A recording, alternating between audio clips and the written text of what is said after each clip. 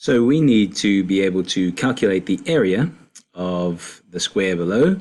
There are actually two squares here. So there's this square we're going to do, and then we're going to do the square over here.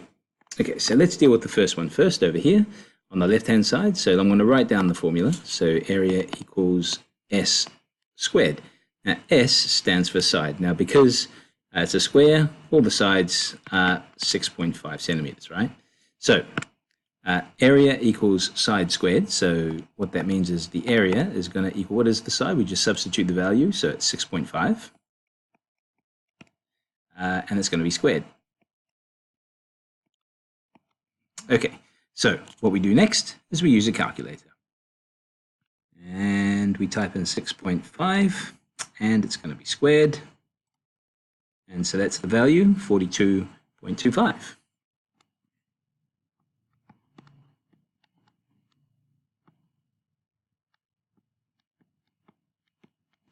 And that'll be centimeters.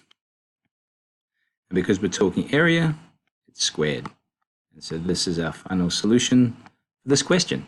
So let's carry over the same idea for the second question, which is 13.4 meters. So each side is 13.4 meters. Again, all you do is lead off with your formula. Okay, area equals side squared. So area in this particular case is going to be not side, it's going to be, we've got a value, we substitute that into the formula. So that's going to be 13.4, and we square 13.4. And time to use our calculator.